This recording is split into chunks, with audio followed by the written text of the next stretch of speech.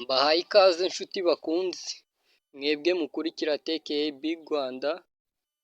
Iyi ni isomo rya fowadingi tugiye kureba.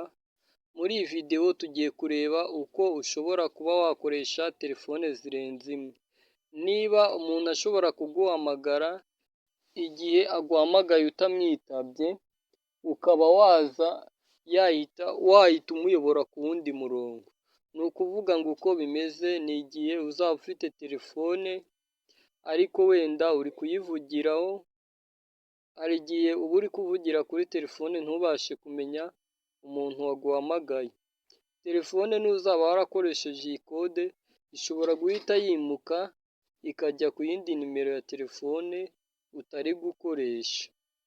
Cyangwa se reka tuvuge urugero ko ufite telefone yawe ariko wowe ntabwo ubashije kwitaba umuntu, noneho aba ashobora kuba yakitabwa n'indi telefone ariko yabanje kugerageza iyawe bikanga.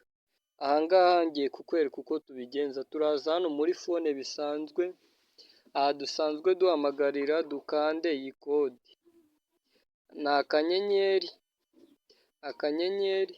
661 akanyenyeri nimero ya telefone ya kabiri ushaka ko bazaguhamagariraho mu gihe batakubonye ku ya mbere.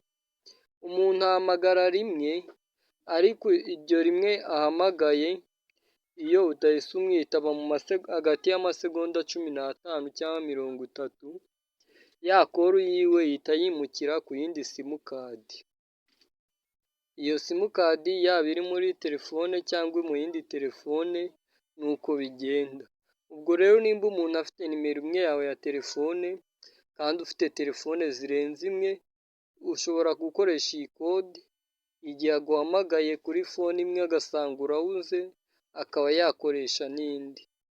Dukanda hano diya, urabona ko MTN yemeza. Urabona nakoresheje telefone ya MTN ariko telefone nshaka kugira MTN nzajya mba mpuze, nzajya mbitabira kuri Airtel. Urabona ko birakunda.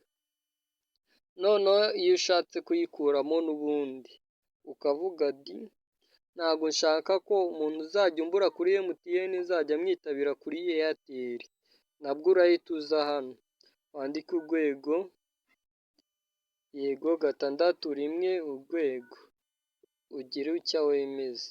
Ngira ngo urabibona ko nabyo telefone yacu buriya umuntu yakongera nabwo adushakire kuri MTN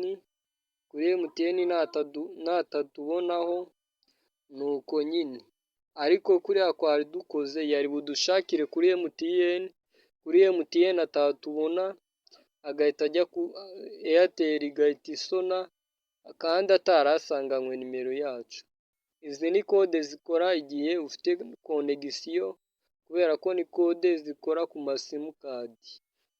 Iyi ni TKB Rwanda. Niba iyi videwo igufashije kanda like, kanda share, inshuti zawe nazo zimenye nk'ibyo umaze kumenya.